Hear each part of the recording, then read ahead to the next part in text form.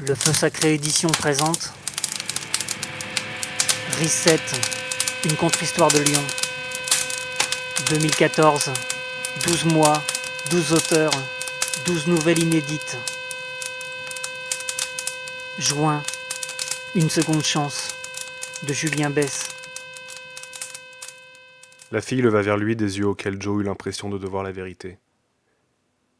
Ils ont dit que c'était la drogue, hésita-t-elle. Il voulut reconnaître sa défaite d'un geste de la main, mais se ravisa de crainte d'emporter toute la perfusion.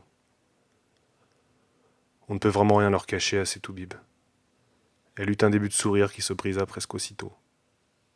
Quand même, des produits pour les moteurs de camions, dans les poumons, dit-elle tout bas avec quelque chose de mécanique dans la voix, comme si elle avait eu besoin d'entendre distinctement ses propres mots pour concevoir que l'on puisse s'administrer un anticorrosif aussi redoutable.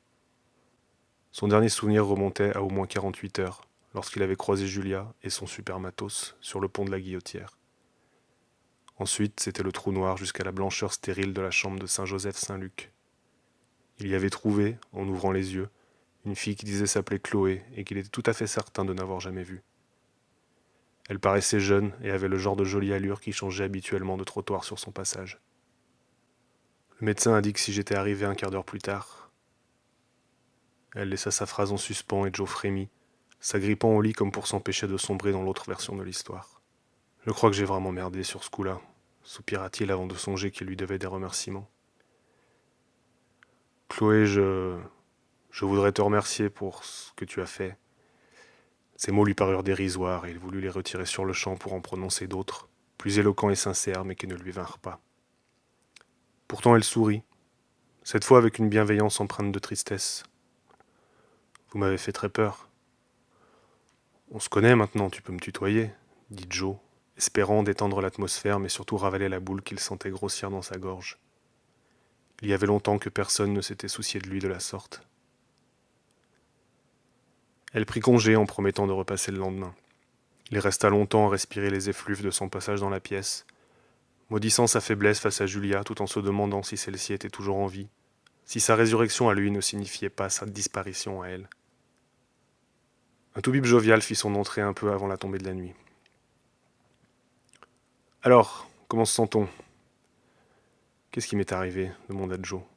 « Vous n'en avez vraiment aucune idée ?»« J'en ai bien une petite, admit-il avec embarras, et les politesses cédèrent la place au pragmatisme médical. Monsieur Amra, nous avons trouvé dans vos poumons des traces de produits qui servent à nettoyer les moteurs de semi-remorques. » Il marqua une pause, comme pour s'assurer que l'information cheminait jusqu'au moindre recoin de son esprit, là où il devait espérer que subsistaient des traces de raison ou, à défaut, de peur. « J'imagine que vous savez comment ces produits se sont retrouvés dans vos poumons, » ajouta-t-il, sévère. « Vous allez prévenir les flics ? Nous allons vous garder en observation quelques jours, le temps d'éliminer toute trace du poison. Il serait important qu'à l'issue de ce séjour, vous vous inscriviez à un programme dans une clinique spécialisée. »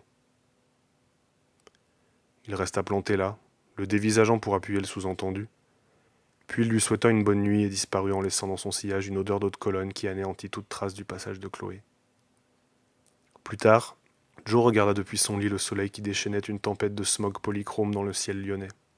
Il avait toujours aimé la beauté funeste des crépuscules métropolitains, dans lesquels ceux qui n'ont rien à perdre aiment voir les signes d'un désastre imminent. Des fous rires et des bruits de verre lui parvenaient depuis les quais plus bas, et durant quelques instants, il s'imprégna des images et des sons de la ville, de la mélodie légère de l'été qui s'annonçait. La mélodie dérailla bientôt en une ritournelle désagréable. Il s'était pourtant efforcé, depuis son réveil, d'étouffer les pensées qui hurlaient dans un coin de son esprit, n'ignorant pas la fâcheuse tendance qu'a la mémoire de refluer en vagues dissipées, sans toujours prendre la peine de faire le tri entre les joies et les douleurs. Il revit le petit 3 pièces au dernier étage de la tour 8, à la Darnaise. Gladys qui fumait à la fenêtre, son regard fouillant l'horizon urbain. La musique qui s'échappait de sa chambre et résonnait dans la nuit des grands ensembles, pavant le boulevard Lénine, 17 étages plus bas d'innombrables lignes de fuite. Gladys qui l'avait pratiquement élevée pendant que leur mère, une Mauricienne arrivée en France quelques années plus tôt avec ses 2 enfants, nettoyait de nuit les bureaux vides de Corba. Il se rappelait l'odeur du lait chaud et Gladys s'affairant dans la cuisine pour lui préparer son petit déjeuner, un filet musical réduit à un murmure leur parvenant depuis sa chambre. Il se demandait alors si elle avait dormi ou si elle était restée toute la nuit penchée à sa fenêtre, à écouter les pulsations de toutes ces solitudes si densément rassemblées. Gladys qu'Ominguette on surnommait la sorcière. Gladys qui était trop intrépide et rêveuse pour rester confinée aux limites, formelles et informulées, de la cité. Gladys qui ramenait à la maison des cassettes qu'elle achetait à Carrefour, une cassette par mois, à la mesure des modestes moyens d'une famille monoparentale, et qu'il avait ensuite traîné dans son Walkman, partout où son goût insatiable pour la marche le conduisait, au-delà du périph' et lors d'incursions chaque fois moins timides dans le centre-ville. La musique avait accompagné chacun de ses pas sur le bitume, se superposant au tissu urbain dont elle était issue pour rendre celui-ci un peu plus respirable. Gladys qui, un beau jour, s'était mise à fréquenter ce type de Saint-Priest. Au fil des mois, ses apparitions à l'appartement s'étaient faites de plus en plus furtives, ses besoins d'argent de plus en plus désespérés. Joe avait commencé à l'éviter, préférant dériver sur les avenues de la banlieue rouge qu'affronter le spectre qu'elle était devenue. Plus tard, il se punirait de ne pas l'avoir tirée de là, d'avoir laissé sa grande sœur se consumer en une fumée opaque au bout d'un stylo bille. Au chevet de Gladys, par une matinée blanche et froide, sa mère accablée par la douleur lui avait demandé s'il comptait finir comme ça lui aussi. Après l'enterrement, incapable de lui faire face, il n'était pas retourné la voir pendant de nombreuses années. Chloé lui rendit à nouveau visite le lendemain. En la voyant, Joe se demanda ce qu'il avait fait pour mériter ne serait-ce qu'une minute de l'attention de cette fille. Ses cheveux noirs étaient retenus par un petit chignon. Elle portait une mini-jupe et un t-shirt du Velvet Underground sur lequel on voyait une banane rose fluo sur un fond noir. Une version pirate à des lieux de la vision warholienne originale, mais un bon sujet de conversation malgré tout. « Je vois que tu écoutes du rock », dit Joe, plus paternel qu'il ne l'aurait souhaité. Elle baissa les yeux vers son t-shirt, comme si elle avait juste attrapé le premier en haut de la pile ce matin-là. « Ouais, j'aime beaucoup les groupes des années 60. » « Et la musique de maintenant, tu en penses quoi ? » Il y a quelques bons groupes, mais la plupart ne font que copier des vieux trucs qu'ils ont téléchargés sur Internet. Tu sembles plus au courant que moi. Il eut un sourire qu'il imaginait maladroit et rouillé, mais auquel elle répondit, de son côté, par son premier sourire dénué de gêne. C'est-à-dire que... Elle s'interrompit, sembla opter pour un chemin détourné. J'écoute du rock depuis toute petite. Mon père avait beaucoup de disques à la maison. J'ai commencé à faire des fanzines à l'âge de 14 ans, puis j'ai eu ma propre émission de radio lorsque j'étais à la fac. Ensuite, je suis monté sur Paris où j'ai été attaché de presse pour une maison de disques, avant de revenir ici. Tu as quel âge au juste ? 27 ans. Il siffla, admiratif.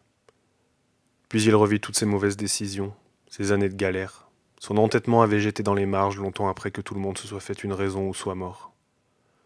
J'ai eu un groupe dans le temps, dit-il tandis que son regard se voilait d'amertume.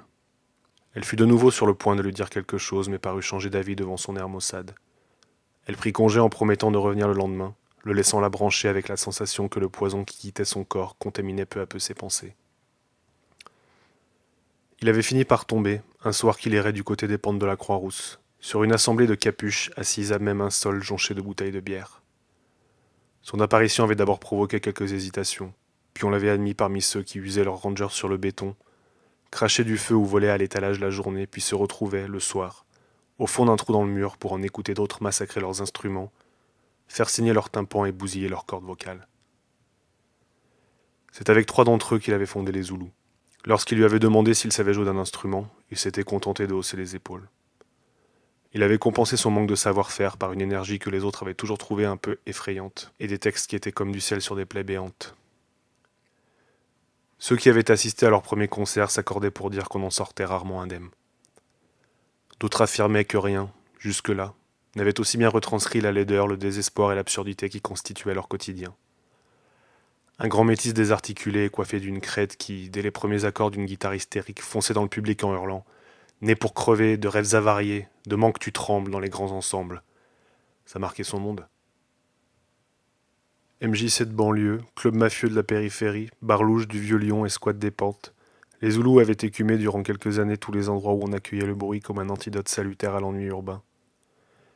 Il y avait eu une poignée de disques, une première partie de Generation X, une tournée nationale et quelques interviews dans des fanzines anglo-saxons, où Joe trouvait que tous les groupes respiraient ce même désœuvrement, celui d'une génération dépourvue de grandes causes. Lui n'avait jamais pu s'identifier à la révolte capricieuse de la classe moyenne, à l'écœurement qu'engendre le confort acquis sans lutte. Le groupe s'était séparé quand les autres avaient réalisé qu'ils ne deviendraient jamais les Billy Idol français. Les Zoulous étaient devenus un mythe dormant, un énième rêve brisé parmi les vinyles qu'on bradait partout pour faire place au compact disque. Les autres Zoulous avaient repris des études, emménagé dans des lotissements, fondé des familles. Il était devenu un de ces personnages dont l'apparence abîmée était d'un pittoresque triste, mais donnait aux pentes leur caractère, selon certains. Puis celles-ci étaient devenues à leur tour tristement pittoresques. Le toubib, qui avait entre-temps confié sa surveillance à des infirmières, vint s'assurer de son état le matin du 3e jour. Il procéda à des vérifications sur les appareils électroniques, l'ausculta et lui demanda comment elle se sentait. « Je crois que ça va, dit Joe. Je respire normalement et je ne sens aucune douleur. » Bien. De toute façon, à ce stade, ça ne sert à rien de vous garder plus longtemps. Les soins supplémentaires dont vous auriez besoin sont l'affaire d'une clinique spécialisée. Joe aurait aimé que le toubib prononce les mots « cure de désintoxication ». Il aurait aimé entendre leur écho impitoyable, sentir leur pouvoir pétrifiant et imaginer toutes les situations impossibles qu'ils impliquaient. « Vous pourrez sortir en fin de journée », conclut le toubib en se dirigeant vers la porte. « Quelqu'un peut-il venir vous chercher ?» Chloé... Il écouta son nom résonner dans la pièce. Chloé a dit qu'elle passerait. Quelques heures plus tard, elle était là. Elle patienta, de plus en plus agitée, tandis qu'il profitait de ses derniers instants à l'hôpital pour faire un brin de toilette. « Tout va bien ?» demanda-t-il en se sentant indigne de cette intimité. « Oui, balbutia-t-elle. « Tu veux bien qu'on aille boire un café en sortant ?» Il la dévisagea tandis qu'une joie coupable l'envahissait. Remarquant son air soucieux, il acquiesça d'un simple signe de tête. Assis devant 2 expressos, voyant qu'elle demeurait silencieuse, il lui demanda s'il y avait quelque chose dont elle souhaitait lui parler. « Oui, mais si tu veux bien, j'aimerais d'abord que tu me racontes comment tu en es arrivé là. » Et Joe, peut-être parce qu'il lui devait bien ça ou parce qu'il aurait accepté n'importe quoi pour profiter encore un peu de sa compagnie, s'exécuta. Il avait élu domicile durant un de ces hivers lyonnais sombres et humides, dans un immeuble squatté près de Perrache. Ses habitants, afin de ne pas geler sur place, se rassemblaient autour de brasses zéro allumées dans de petits barbecues à l'intérieur même des appartements. Là, couverts de tous leurs vêtements, ils buvaient à longueur de journée en jouant aux cartes. Les petits cailloux blancs avaient fait leur apparition sur la table de fortune du squat un 25 décembre. Le Père Noël s'appelait Julia, avait le crâne rasé, le teint gris et des yeux vitreux et absents. Personne n'avait eu besoin de lui dire de quoi il s'agissait. Il avait eu une vision de Gladys raclant le fond d'une enveloppe, tremblante et sanglotante. Il avait tenu une semaine avant d'accepter la pipe que lui tendait Julia. D'abord juste une fois. Puis parce que le crack vous réchauffait provisoirement. Puis parce que ses effets s'estompant, on était saisi de frissons incontrôlables. Puis parce que la routine et le rituel de la drogue étaient préférables à une errance sans fin et sans but, etc. Il avait fait tout ce qu'un junkie finit par faire. Il avait volé d'autres camés, fourgué de la dope ou fait des passes pour s'en procurer. Il avait vendu ses souvenirs de son vieux groupe, les disques, les t-shirts et les affiches de concert des Zoulous qu'il traînait dans une boîte où il conservait même quelques mèches de sa vieille crête. En voyant tout ça, Basile, le disquaire, avait réfléchi quelques minutes et avait fini par dire « Écoute, voilà ce qu'on va faire. Je te donne 500 francs et je mets tout ça ici sous le comptoir. Considère que c'est une mise au clou que tu pourras récupérer quand tu auras l'argent. » Un chic type, Basile. Il avait ouvert le tiroir caisse et lui avait tendu l'argent. 72 heures plus tard, il n'en restait rien. Il avait vu, année après année, son visage prendre un aspect grisâtre et ossifié dont il ne se débarrasserait plus. Oublier peu à peu sa propre identité, désintégré comme les cailloux synthétiques sous la flamme de son briquet. Mais avant tout ça, avec mon groupe, on a fait des trucs super, Chloé, qui jusque-là était demeurée impassible, l'arrêta d'un geste de la main. Cette partie-là de l'histoire, je la connais. Joe la dévisagea sans comprendre. Alors elle prit une grande inspiration et laissa tomber les mots qu'elle ravalait depuis plusieurs jours. Je ne t'ai pas trouvé par hasard l'autre soir. En fait, je te cherchais.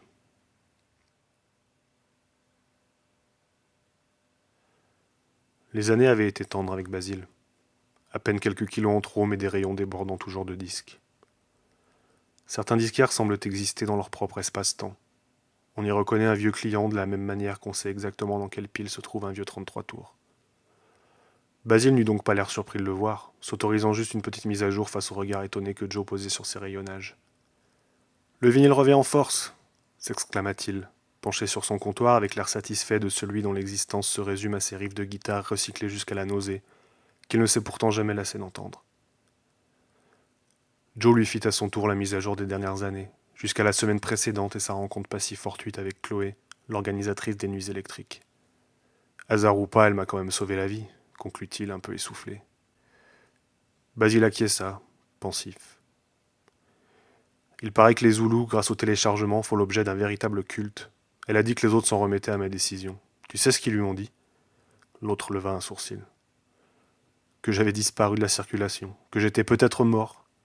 Comme quoi, on n'est jamais aussi anonyme que dans la rue, au vu et au su de tous, observa Basile. D'après elle, c'est une seconde chance inespérée pour moi.